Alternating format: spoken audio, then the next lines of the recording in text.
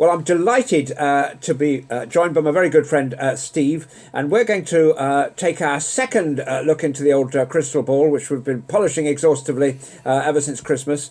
Q1 has seen a lot of stuff happen, like half the population vaccinated and a budget, hasn't it, Steve? Yeah, I think since we last caught up, which I think was sort of around about the beginning of December, and the amazing 12 property days of Christmas that you and Andrew put on, certainly a lot has changed. Obviously, we've now got the vaccine, so that's a major boost in the arm, as it were. We've got a good proportion of the population vaccinated, particularly the more vulnerable members of society. That's another amazing thing.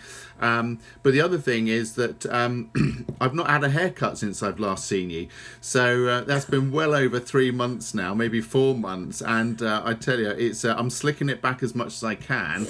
But I am so in desperate need of a haircut.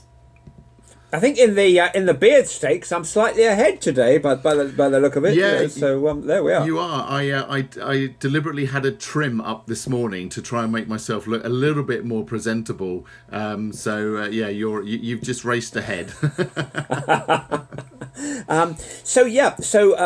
Coming back to 2021, one of the things that probably we couldn't have foreseen before Christmas, as I mentioned at the beginning, is half the population being vaccinated. Now, that's subject to caveats and this kind of thing, and we're not quite doing it in accordance with the manufacturer's instructions by, it's like if you had your car and it's meant to have a 20,000 mile service and you say, well, actually, we'll do an 80,000 because it'll probably be all right. But, overall, though, it's good news, and all those figures of casualties and things are coming down, aren't they, on hospital admissions? Yeah, I think the outlook is definitely brighter than when we last spoke, and definitely more brighter than probably about 6 months ago. I was going to say this time last year, but we didn't really understand what the impact was going to be as we went into lockdown, which I think the anniversary was sort of last week sometime.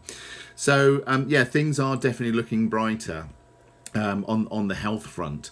But I think there's still some underlying pressures or let's call them headwinds that we're going to be flying into. Namely, we've still got furlough going, so that's been extended.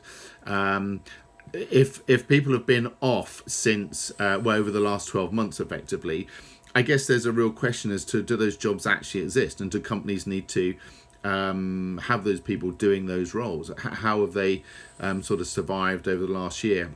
If it's restaurants, then that's clearly the answer is yes. Those people are required because no one's been going out to the pubs, no one's been going to the restaurants, so clearly those jobs are there. But if you're in like a manufacturing business, or if you're in a service business, then the question has got to be, how has the company sort of survived without you being there for 12 months? So that then begs the question, are we looking at a rise in redundancies, a rise in unemployment? What is the sort of impact on the household for those individuals, and how are they going to sort of cope going forward? And then what does the economic landscape look like as we go through the rest of this year, and in particularly into 2022? And we've got a sort of double whammy here as well, haven't we? Because we've got AI, we've got 5G, which is almost instantly responsive, so no more of these lags. And then we've got AI driving things, so a lot more jobs would have gone anyway due to that. And of course, all that has been accelerated rollout anyway. So we may see rising levels of unemployment, which would certainly have a major impact on the property sector. Yeah, I think that's definitely one headwind. I think the second headwind is how are companies going to structure themselves? How are people going to be working? What's their work patterns? And a recent survey that I saw said that about 60% of the people prefer to have not necessarily going to the office all the time. It was sort of you take a bell curve. 20% of the people want to work at home all the time. 20% of the people want to work in the office all the time. And that sort of middle 60% want to have some sort of work-life balance that says that they work at home for a proportion and they go back into the office for a proportion. Because us being humans, we are social animals. And I think a lot of people have let's say struggled. Certainly, I think my wife has struggled working from home for she started working from home from February last year, so it's been over a year, and she hasn't seen any of her colleagues in face to face for that period of time. Of course, they leverage Zoom and video conferencing and things like that, but it's not the same as going into an office and having that social interaction. But who knows what the office might look like going forward. And obviously then that sort of impacts the high street, because if people aren't going to the offices and they're not eating in the sandwich bars and the coffee shops and the restaurants, then what does that say for that sort of business or that sort of industry in the town centres? And I guess the question is, are we migrating away from the traditional city centre? Are we migrating out into the towns and the rural areas? Are people looking for something slightly different in their property? And certainly some of the analysis that's come out over the last sort of 4 to 6 months is certainly supporting that. And it's not just those kind of service industries as well, is it? Because for people in the office particularly, I mean, I worked for 15 years right next to Oxford Circus, so I would pop out shopping, buying last minute bits and pieces and so forth as well in my lunch break. Again, online kind of makes that obsolete now, doesn't it? Because with an Amazon drop it's going to come the next day. So maybe that side of it has gone forever from our high streets. Yeah, and it's not just Amazon. I mean, I was for those people that know, we've got HMOs. We manage HMOs in Bedford and Northampton, and as part of our sort of weekly house checks to make sure that everything's running well, I bumped into one of our customers, and they'd ordered a McDonald's. So McDonald's was delivered by whoever the delivery company was, but the McDonald's is literally a 3-minute walk down the road. So the whole sort of at-home delivery is making life a lot easier for us. All we need to do is jump on an app, order what we want, pay for it, and then within like 15 minutes it's delivered. So I think that home delivery sector and the courier market. I used to work for FedEx, and their share price has exploded, which is good for my pension.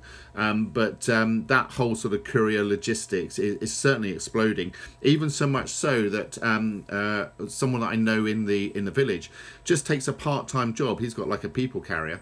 He takes a part-time job, and every sort of Sunday he goes and loads his car up with parcels, and he's out delivering, and makes like 250 quid just for a day, doing a bit of extra work in his spare time. So that whole, I think the pandemic has really short-circuited or forced trends that were going to come anyway to come a bit sooner, which I think is a good thing, because then what that means is that we can start to see what the trends look like a lot earlier, and so that we can start to prepare our businesses to take advantage of that. Very much so, yes. And staying ahead of the curve, I think, is crucial to it. There might be health implications of us, having a delivery that was just a 3-minute walk away.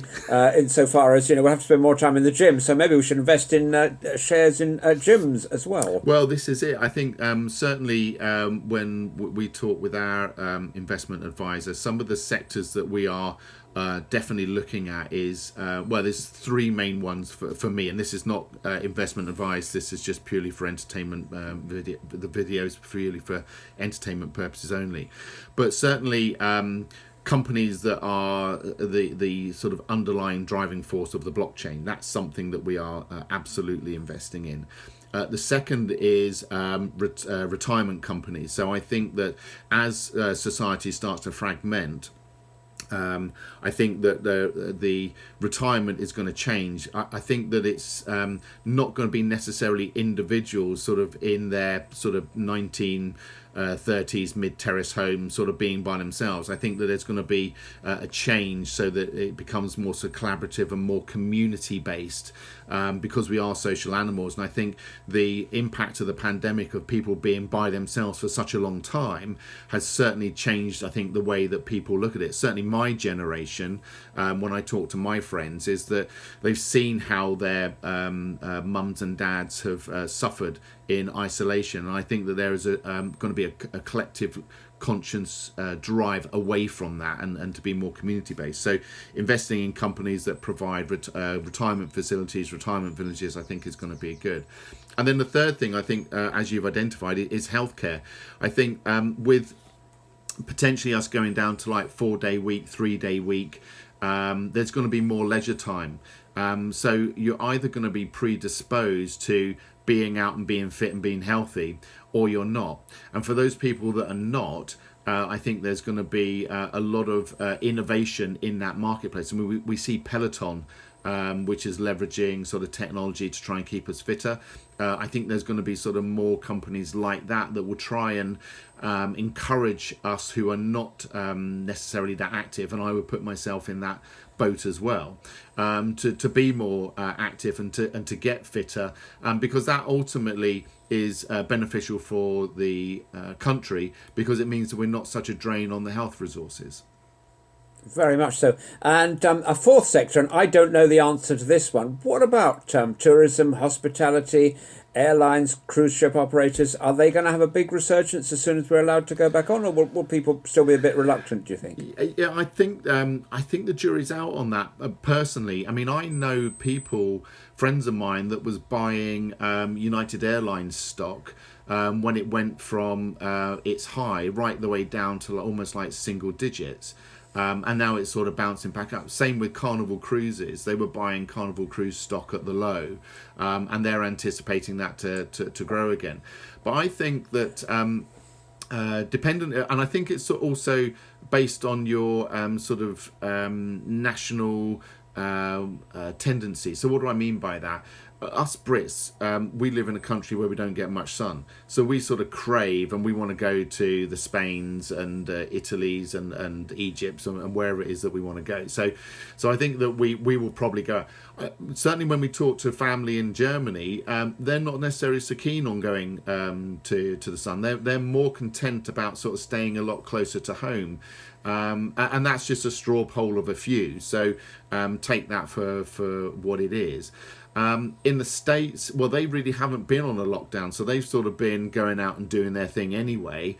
And when you look at places like China and Asia, where they are more sort of predisposed to potentially these pandemic situations, they've certainly got more experience of going through something like coronavirus than we have. They've always proved to be bounced back once everything is sort of unlocked down again. But that's the real key thing, is when are we going to be unlocked fully? Europe is still increasing. We've got on top of ours. The States is still in a bad. So it could be like 22, 23 before we actually fully get back to normality. Yes, and that's going to have a massive impact on the sector. And you know, the only comparison we've got is we can look back at 1918, but there were certain differences there. Like there wasn't mass vaccination, there wasn't the internet, and you know, you're not really comparing like with like. But you've been your property sector, your customers, a lot of them are living in HMOs, and so that must have been a sort of particularly challenging year last year to have to keep everybody happy, basically. Yeah, for sure. I mean, I think, and this was more by luck than design, so complete transparency as far as I'm concerned. The properties that the HMOs that I own and look after, they all have some form of communal space. I know a lot of my friends don't have that communal space in their properties, and I think where you don't have that communal space, I think there's sort of more of a pressure building, because there is no sort of space that you can go and chill out. I mean, you've got the kitchen, but it's not the same as sitting in a traditional lounge. And certainly the way that I view the properties that we have and we manage, if I'm not prepared to live in it myself, then why should I expect other people to live in it? And I personally wouldn't live in an HMO that doesn't have any communal space. But that's just me. Everyone is different. There's different price points, obviously. Some of the benefits of not having communal spaces that potentially you've got larger bedrooms. So there are sort of plus and minuses, and we have to sort of judge how we want our investment to work. But certainly I'm a big fan of having communal space. having that communal space has meant that people are able to, albeit in their sort of household bubble, able to move around a bit and not just sit in their room, and also making sure that there's space outside, because last summer was a belter, wasn't it? I mean, we didn't really worry about coronavirus. Well, I didn't worry about coronavirus too much because I was sitting on my patio, I was having a glass of wine, the sun was shining, and it was amazing. Come winter, that completely changed. We was indoors, it was freezing cold, miserable, rainy, dark, and that plays a completely different game on your psychology. And I think that certainly we've had more, let's put it like this, I won't call it antisocial behaviour, but let's call it tensions. We've had more tensions in the properties that we've had to sort of mediate or get involved with from about sort of November onwards than we ever did over the summer. So we're now starting to get lighter days, and we're starting to not see so many tensions come through. So if there's a correlation there, I don't know, but it's just my observations. And certainly making sure that you provide the best product that you can, and what I mean by product is the room and the surroundings and the quality of the property, is vitally important. And also dealing with maintenance issues as quickly as you possibly can, because people are living in those maintenance with those maintenance issues, and it becomes more of a focus for them because it's right in their face. They're not going out to work forgetting about it, coming back and saying, I don't know, make something up, that tap's still running, or we haven't got hot water, or the light bulbs, or whatever it might be. Because they're at home all the time, these are just now magnified, and therefore they become a potential bone of contention. Interesting what you were saying earlier about you wouldn't let something out that you weren't prepared to live in, and I like the way as well that you have customers and not tenants. There was a TV show, wasn't there, a while ago where some landlords had to live in their own properties, which in some cases was good and in some cases not. But I get the feeling, I mean, I've never had the pleasure of living in one of your HMOs, but I get the feeling it'd be a real pleasure to stay in one for a week and then stream it live on YouTube or something. It sounds like a great exercise. It sounds like your tenants are very well looked after. Well, I mean, we're not perfect by any stretch of the imagination, but we try our best, and I think that's what people expect. To try your best, and also to keep informed, and people just want to be sort of told the truth. They don't, if something's not happening, then give a reason why something's not happening. If it's a valid reason, then they'll understand. But also they'll only accept that for a certain period of time, and therefore you've got to make sure that you deal with these issues as quickly as possible. And I think, I mean, one of the key metrics that we have in our business is that we look at how long someone stays with us. And in the first year, that was, I think it was like 8 months. And then as we sort of, and this was going back to 2014, we did the recent stats for 2020, and the average tenancy is now just over 18 months. So that must mean that we are doing something right. And obviously from a business perspective, that's great because we're locking in 18 months worth of revenue as opposed to everyone leaving after 6 months. So that's good from an income perspective. And I always go back to my first business that I worked in, which was FedEx. And going through the sales training there is, they were saying that in order to bring on a new customer, and this is like old data, so it's probably changed, but it illustrates a point. To keep a customer is probably about 11 times more cost effective than trying to find a new one. So why don't we just keep the customers that we have, because it's going to be more profitable in the long run. When you go and try and find a new customer, not only have you in our industry potentially got voids, you've got management time, you've got advertising costs, you've got time to go doing viewings, and maybe the viewing wasn't successful, so you've got to go back multiple times potentially. So keeping the customers happy, and that's a mixture of what we call excellence in product, excellence in service, and we leverage technology as much as we possibly can, means our cost to serve is lower, but our revenue is higher. And that's always been the way that we've modelled our business. And that is the key in any business. It's customer satisfaction and repeat customer and longevity and these kind of things. And as the sooner more and more people start to see property as a business and not as a hobby or a nuisance or anything like this, I think the better, because at the end of the day, it's the customers who benefit from this. And you know, you guys are not faceless. You're at the other end of the telephone. You respond quickly and all this kind of thing. And I think that makes a world of difference. I can remember, I don't know if you can, my first job just after leaving uni and everything, living in rented digs, and you're afraid to complain about stuff. I had just a room, so it would have been an HMO, I guess. And the communal bathroom actually had a meter on the gas. We had to put 10p in to have a bath and all this kind of thing. It was quite extraordinary times, which nowadays we just think has been very rightly consigned to the history books. Yeah, I remember a conversation with a well-known property individual, and before I got into HMOs, he very generously said, "Come and have a look at some of mine." So I said, "I'll take you up on that because I want to learn as much as I can." And as we were wandering around his property, which looked awesome, we went to the laundry room, and there was washing machines with like pound coin slots in there and tumble dryers. And I turned around and said, "God, you're a skinflint." And he said, "What? It's another income stream."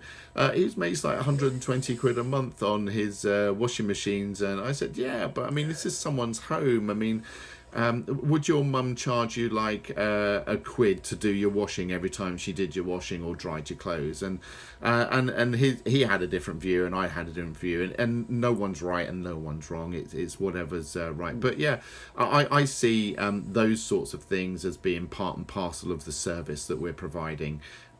He had a different view, and that's fair enough. But yeah, each to his own, I'd say. For anybody who's thinking of putting coin meters in, A, don't, but B, whatever you do, it makes absolutely no sense. It's insane to put coin meters on the dryers, because then people are going to be making the rooms damp, and it will cost you more in the long run. So there you are. Yeah, the only coin I would put in there is Bitcoin, because I know that's going to go up in the future. Now, that is a thing. If you watch the interview I did with Kwasi, which was very interesting, which is coming out soon as well, we talk about Bitcoin and other stuff as well. So quick plug for that one. I'm sure that they'll put the link down below, because they do that kind of stuff when I flag that up. But very interesting, very challenging times for investors to find new and productive ways to invest. And something like Bitcoin is now a mature market, and you've assisted me with that in the past. I'm about to dip my toe in the water, so it's all very exciting, isn't it? Really, and a lot of this stuff, never mind the, and another thing from my day as a tenant, slug trails on the horrible carpets. I don't know if you remember those. I mean, it was appalling to be in an HMO in like the 1970s. So take it from me. Yeah, I the only time I've lived in shared accommodation was whilst I was at university, and I was in a 5-bed, was there five? No, it was 6 of us. So there was... what was there? It was 4 beds and there was 6 of us, because 4 of the guys had to double up. I had a room to myself, fortunately. And that Brian would, who was our landlord, he would come around every week, collect the rent in cash, inspect our rooms. I got told off because I had an electric fan in under my bed, so he charged me an extra £5 and said if it's there next week he'll continue to charge me an extra £5. It's a little bit different from those days. Yeah, I don't think I ever had the landlord looking under my bed, but not far off that. Similar kind of thing. So I think everybody should welcome the improvements in the sector and the quality that is now going into what's provided. So don't take it for granted. If you've got a good landlord like Steve here, just show your appreciation. Thank you very much. Yeah, I mean it's interesting you talk about. The sort of standards have improved, and I think on the whole they have. But we've recently started to sort of expand our services into management, and we did a little survey amongst some landlords that we know and are friendly with, some of which we look after their properties and some of which we don't. And the number one, I won't call it frustration, but it's more around what do they not like about their HMOs? And to a T, all of them said they don't like the customers. They don't like dealing with the communication. It comes in sporadically at different times. And that whole sort of customer bit is something that they wanted to get rid of. And the second thing that they come back with was compliance issues. Obviously, we're in a more regulated world. The penalties, are getting larger and more serious. And so the compliance and the customer service element was the two things that they said, I just don't want to get involved with anymore. So I found that interesting because the customers, the customer perspective is absolutely vital, because that's where your revenue is coming from. If you don't have customers in your HMOs, then you're not going to get any revenue. So I just found that sort of counterintuitive, and that's where we're sort of providing services to HMO owners and landlords who don't want to have that sort of customer contact constantly, and they are worried about the compliance element because they're busy doing other stuff. So companies like ours are sort of filling that gap, and taking those challenges away from them. Which is fantastic. In any industry, be aware of changes and keep pushing the envelope. Don't be at the back of the curve, be leading the curve, and then you benefit from first mover advantage, don't you? You certainly do. One of the mottos that we had when I worked at GE was that change is the only constant, because everything will naturally either grow or die, and Rob Moore from Progressive Property has a saying that if you're not growing, you're dying. So and I definitely believe that's the case for businesses. You can't sort of stagnate. I subscribe to a couple of online magazines. One is called Inc., which is an American business, almost like an entrepreneur's type publication. And this magazine, Inc., delves into a lot of the trends that's happening in the US, and how companies are trying to steal an edge, either through customer service, or through their product development, or leveraging technology to be able to deliver better services to their customers. And what tends to happen over in America, maybe like 18 months later, starts to migrate over to the UK. And subscribing to magazines like that certainly can provide us entrepreneurs in the UK with a little bit of a heads up as to what's on the horizon, and to potentially then start to integrate those changes and those trends into our own businesses.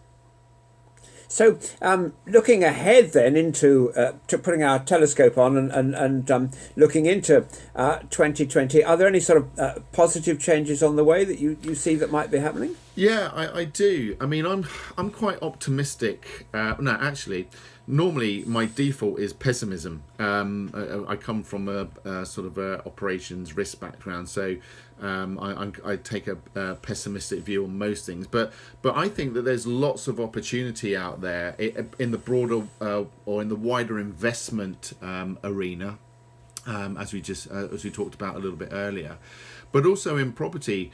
But I think that the property is changing before our very eyes, and no one really knows how it's going to shake out. I mean, if you look at what's happening right now, I think the biggest concern that everyone is focused on is inflation. And the question is, are we going to be going into inflation, or are we not? And I think the cards are stacked in the favour that we are going to go into inflation. By how much, we don't really know. The Bank of England is saying that it's going to be anywhere from sort of 2% to 5%. Could it be a lot higher? Potentially. What we've got is a situation whereby the government has provided stimulus through furlough to people. Everything's been shut down, so we can't really spend anything. Therefore, household saving pots have grown rapidly.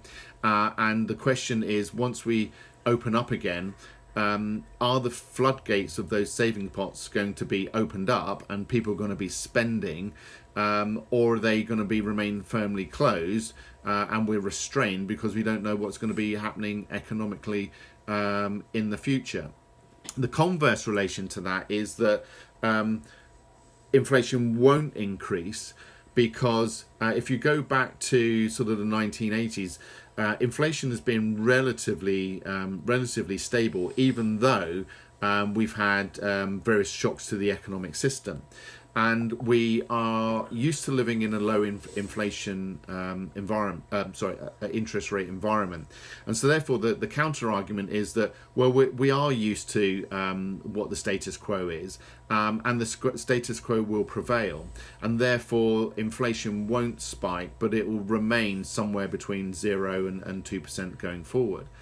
But I have to look at my shopping bill, because I'm take an interest in that. I'm the one that does the shopping in the household, and things have definitely started to get more expensive.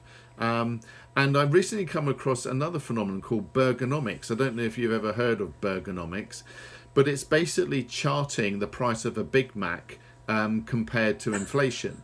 And if you look at the price of a Big Mac, what it's done since the 1980s, it's more than doubled. Yet inflation has stayed relatively stable. So there's something happening that's preventing inflation from going up. Whether that's by design or by default, we don't know. But I certainly feel that there are some pressures that are going to impact us on the inflationary front. But as property investors, we kind of like inflation. It does benefit us, and that comes to another point, because I suppose the last period of heady inflation in the UK was while I was still at school in the 1970s. But I saw the effect of it when I eventually, so I had a year in an HMO or something at uni, and then about 2 years living in shared accommodation in my first job. And then I took the plunge in 1985 and bought my first property for £28,000. And when I got the deeds, I saw, because we didn't have the internet or anything, that it was a Victorian house that had been converted into 4, and that had happened in 1975, exactly 10 years earlier. Now, guess what the price had been then that flat was sold for? No idea. 7.5 in 10 years had gone up to 28. Wow. And that's what inflation does. And if you're a property investor, you have benefited from that gain. If you had £7,500 in the bank, you'd still have £7,500 in the bank, basically. So you'd only have a quarter of a flat. So I was listening to the video that I think Andrew did with Ranjan Bhattacharya, and he was explaining in great detail the impact of inflation on us property investors, and I defer to Ranjan's greater knowledge on that than I do. He's got a lot more experience in investing in property, particularly through sort of inflationary times. I don't have any experience in that. But my personal view is that whilst I 100% agree with what Ranjan was saying, I think there's a second side to the equation, because we talk about the impact of inflation on debt, which is good because, as you've just said, our mortgages stay the same. The prices of the asset goes up, so we get the benefit of that additional equity that's generated for free, essentially.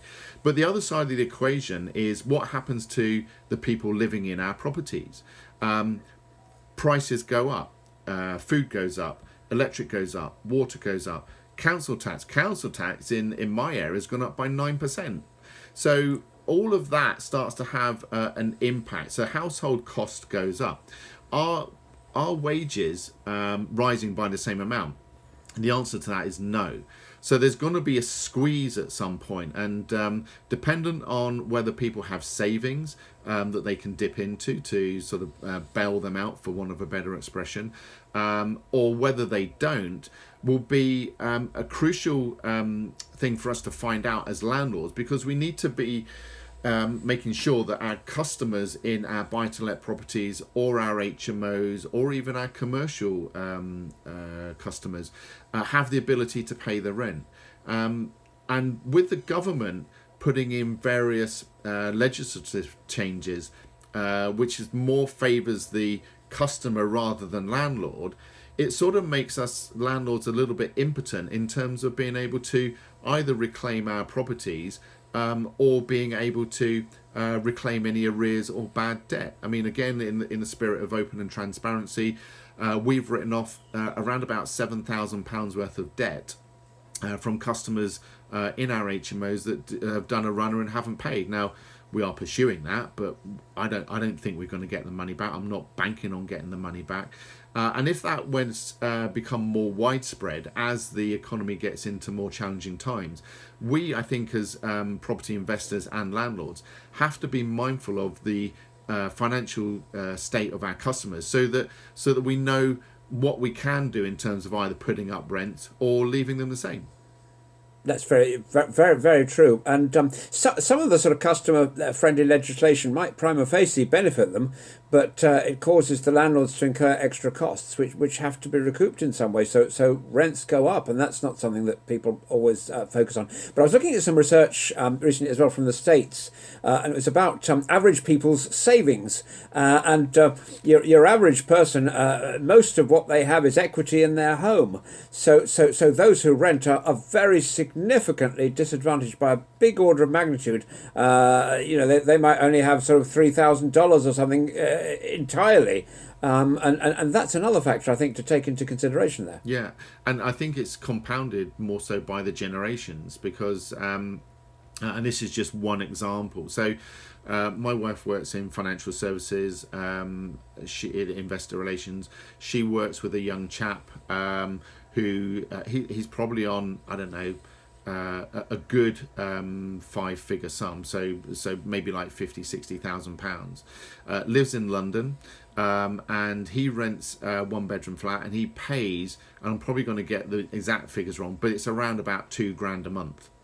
So he then said, well, actually, this is crazy. Why am I paying like £2,000? Went to get a mortgage, couldn't get a mortgage on affordability, but he's paying £2,000 a month on rent. And the mortgage was going to be, I think, about 1,500, so he'd be saving £500 a month. But the institutions aren't lending to him. He's managed to subsequently find a way around that. But I think this whole dynamic about house purchasing or owning your own home is changing. The younger generations are, I think, resided to the fact that renting is probably going to be the way that they go forward. And of course, there are some benefits with renting. Greater mobility, you don't have the maintenance costs. So there could be an argument that says, well, renting is actually more financially beneficial, but you don't have security. And I think that's what the government is trying to do, is level up the fact that if you own your own home, or you don't never own it because the bank owns it whilst you've got a mortgage, but you get my point. You've got security. The bank's not likely to kick you out unless you stop paying your mortgage. Yet with renters, they don't have that level of security. And certainly in Germany, which is where my wife hails from, the tenants have a lot more, even more protections than they do here. In some instances, you have to give like maybe 12 months, 24 months notice in order for people to leave the property. And that's, I think, what the government is trying to do. In mainland Europe, not owning property is more the norm as well, and you find in France and in other places as well that there are much stronger protections for the customers. Yeah, absolutely. I mean, as I said, the notice periods is, but consequently, it's also very different. My brother-in-law, when he relocated, he's a music teacher at one of the universities, very well known in Germany. And when he moved into a flat, it was literally a shell. It had no kitchen, it had no bathroom. So when you move into a rental property there, you have to provide your own kitchen and your own bathroom. Consequently, you stay there a lot longer.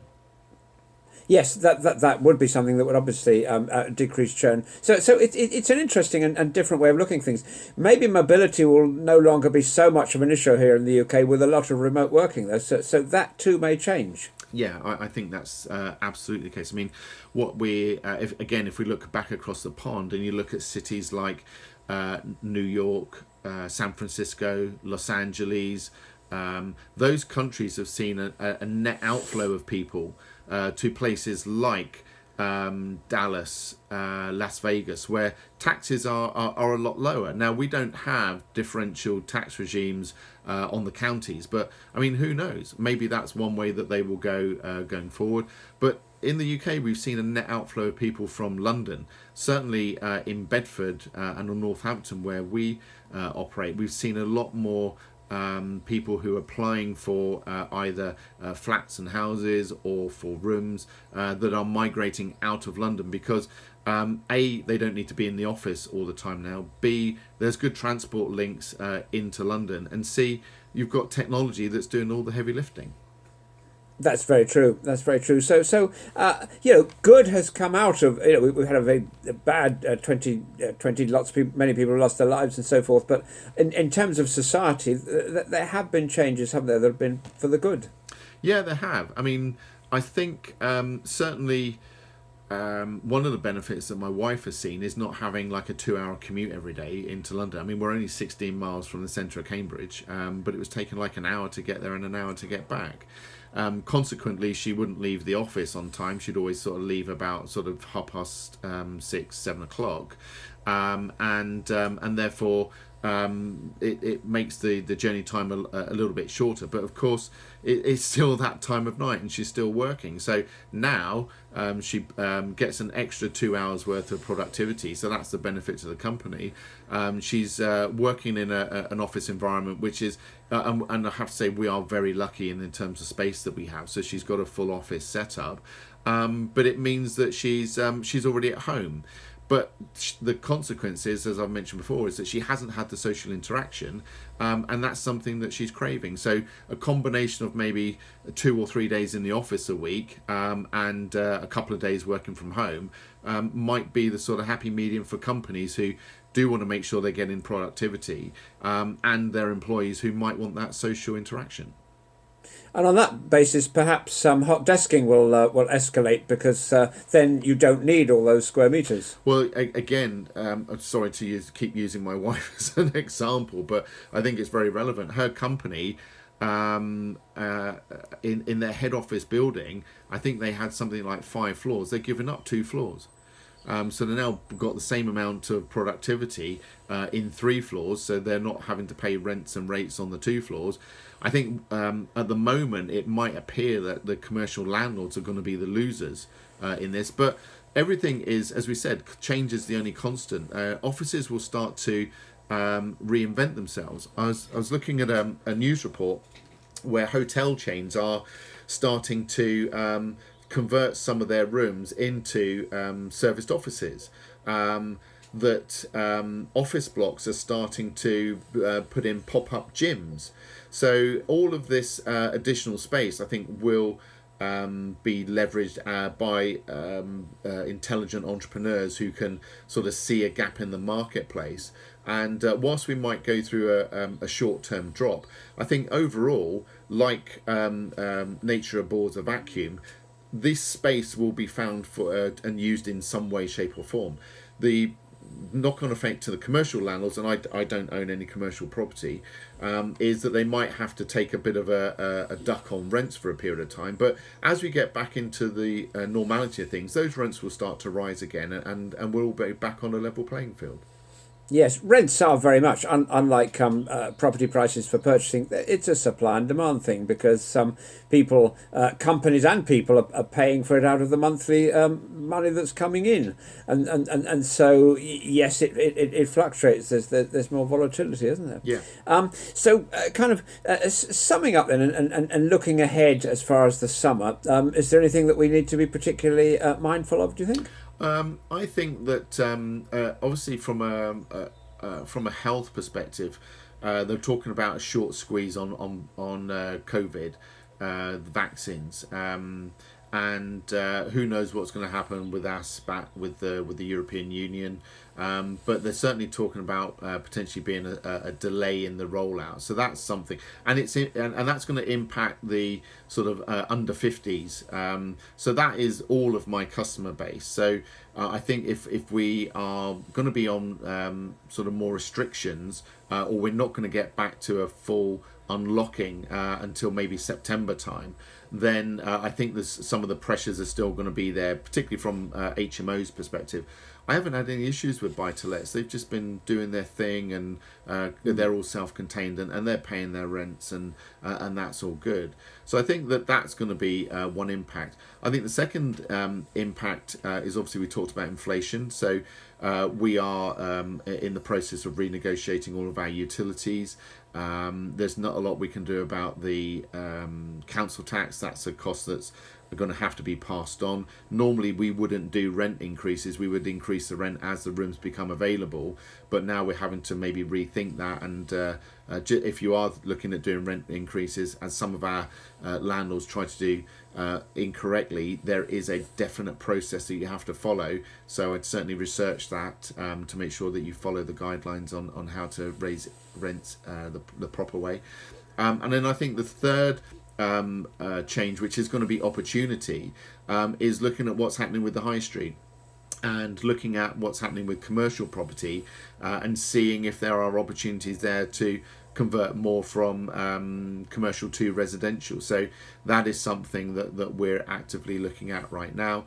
And I would just make sure that we would do our deal analysis correctly and take into account a potential interest rate hike. If inflation starts to get out of control, then we could be looking at sort of higher interest rates going forward. Thank you, Steve, as always, for those terrific insights. Hope you sail through Q2 and look forward to another catch-up at the start of the summer. Yep, look forward to it. Take care, everyone. Have a great summer.